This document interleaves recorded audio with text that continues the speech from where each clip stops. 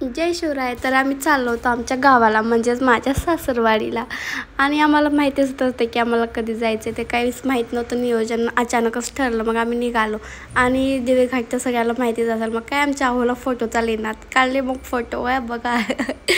मग काय आम्ही पण नाही हा मागं सारखं. मग मी पण काढले फोटोज वगैरे. हे होते आमच्या पोज. आमच्या आहो सांगत होते आणि मी काढत होते मस्तपैकी. आणि मग जाताना एकदम सुंदर अशी विठ्ठलाची मूर्ती लागते आमच्या गावाला जाताना. म्हणजे सासवडमध्ये ही मूर्ती आहे विठ्ठलाची. मग काय आम्ही तिथं गेलो, फोटोज वगैरे काढलो, व्हिडिओ काढलो आणि आम्ही निघालो. तिथून निघाल्यावर पण आम्हाला जाताना जेजुरी लागते खंडेरायाची. आणि हे बघा जेजुरी. आम्ही काय गेलो ना फारसं तिथं, आणि आम्हाला भूक लागली मग आम्ही गेलो जेवण करायला.